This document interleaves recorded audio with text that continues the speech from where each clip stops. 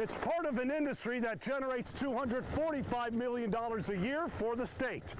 Now, boxing is a great physical workout, but another goal of the academy is to strengthen the minds of its students. Lacrosse can best be described as hockey on grass, which is the goal of organizers. Good evening from Mulcahy Stadium. Hope you're having a great 4th of July. It's game 2 of this holiday doubleheader between the two tenants of this ballpark, the Anchorage Bucks and the Anchorage Glacier Pilots. We're in the top of the second, and it's 2-0 Pilots. The fireworks show will get underway at the end of this ball game, somewhere around midnight. However, the big 4th of July tradition took place earlier today, about 2.5 hours south of here. Dave Goldman recaps Mount Marathon that featured the return of a familiar face. And just a reminder, if you did not catch any of today's race on KTVA, simply go to ktva.com. That's where we got race recaps, photos, and features about the runners. Well, back to baseball now. The Anchorage Bucks and the Anchorage Glacier Pilots in the first of 2 here at Mulcahy Stadium. The Bucks got a lot of help from the Pilots in their half of the first. Cal Goebel draws the bases-loaded walk. In comes Landon Silver with the first run. Then the next pitch by Cody Kerfman gets past catcher Sam Cohen. David Hensley scores easily from third. We go to the bottom of the first now for the Pilots. Koba Best will send it deep to left. He will be out on the play, but the ball is deep enough to bring in Malcolm Tibler. 2-1 Bucks after 1. They hold on for the 4-3 win. In other ABL action tonight, Matsu got the sweep as the Miners stay in first place in the league. The Miners took game 2 just a short time ago, 9-3 over Chugiak, after they came back in game 1 for the 6-3 win. Meanwhile, back here at Mulcahy Stadium, it is now the top of the second. 2-0 Glacier Pilots make that 3-0 as another run just crossed the plate. The annual fireworks show will take place at the end of this ball game sometime around midnight. That's the scene here from Mulcahy. Let's send it back to the studio. Folks had the gear. They just needed a lift. Off they went for what many considered one of their favorite times of the year, opening day at Hilltop. I'm a snow baby, so it should be good. It turned out to be better than good as skiers and snowboarders hit the trails thanks to the colder weather, which allowed for snowmaking. We'll have a whole month on it then compared to last year.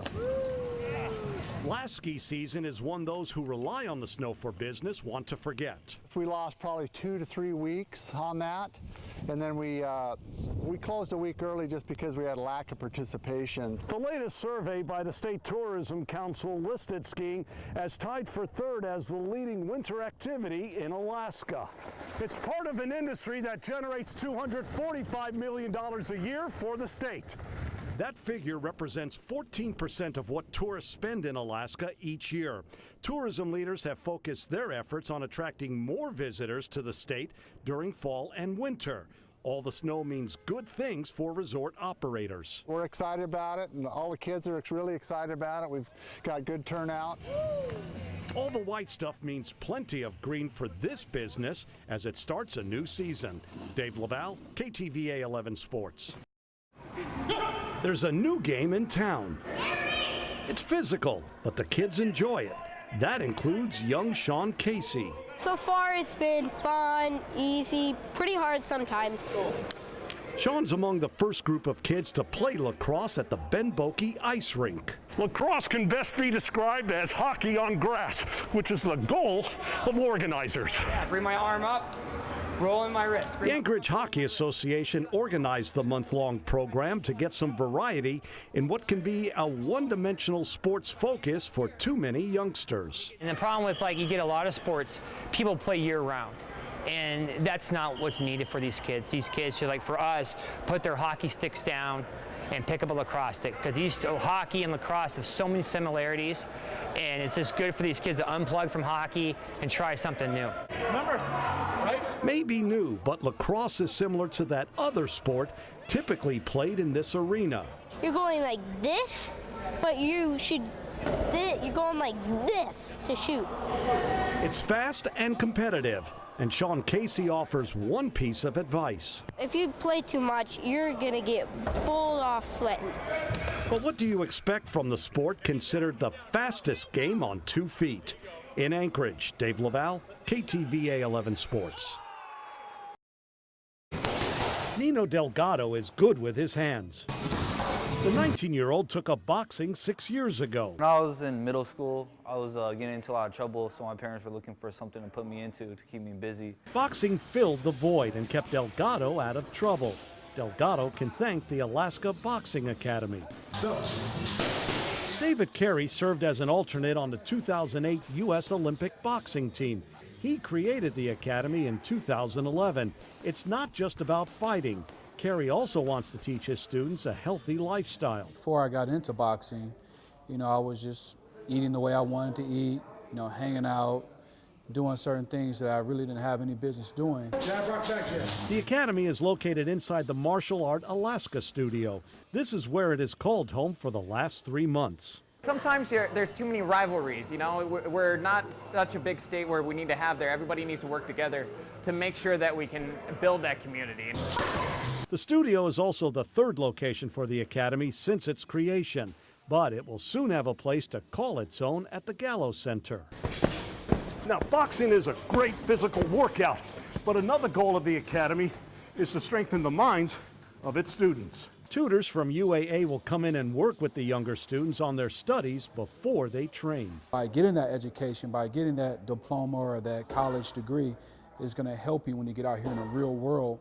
When the sweat dries and there's no more athletics to do, you have your education to fall back on. Probably not as good as I'm doing right now. That finds Nino Delgado preparing for his next battle in the ring, and not in a courtroom where he fears he might have ended up without boxing. Dave Leval, KTVA 11 Sports. I'm trying to walk everything. Soren Jacobson wants to remember his first round of golf in Alaska.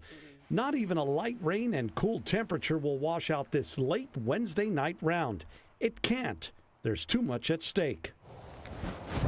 Jacobson is a first-time visitor, and this is Chamber of Commerce weather. First of all, I don't like being hot, and this makes sure that never happens. Jacobson is on a mission. 50 rounds of golf in 50 states in 50 days to celebrate his 50th birthday. Jacobson landed at Ted Stevens International Airport just after 9 p.m. He immediately showed up at the Anchorage golf course and teed off in the state where you're more likely to see an eagle in the air than on the scoreboard. He came up with the idea in college, but for decades, this links fantasy seemed more bogey than birdie until 2 years ago. Stop number 49, appropriately, Alaska. An Idaho native, Jacobson's drive for 50 began in the Pacific Northwest. We started in Oregon, then we sort of went down the West Coast, across the bottom of the country, up the eastern seaboard, and then back across the top. The rounds piled up, and Jacobson began to face a challenge which affects the pros too: fatigue. You might be able to tell looking at me right now, we're a little weary. We teed it up at 6:30 this morning in Seattle, and then traveled all day to get here. As it usually does, the last frontier stood out. Jacobson, who works for the Idaho State Legislature, and his wife Melanie, who organized the journey, drove 48 of the 50 states for 15,000 miles, only flying to Alaska and Hawaii. The price tag for this golf dream? Roughly $35,000. We don't have that sitting around to do this with. But Jorgensen said friends covered much of the costs with donations. Even a few courses, including Anchorage, comped him the round. Let's try this guy one more time. Water posed no problem, but another hazard waited for him at the fourth green. I don't want to bother the moose. I could hit a ball down there and we can just drive by and leave the ball and I can see where it goes. But I don't want to, the moose lives here, I'm visiting. I avoided the moose. Is this normal moose behavior? and why the Jacobsons chose the fastest way to the next tee as they scratched off one more state on a most extraordinary golf odyssey. Dave Leval, KTVA 11 Sports.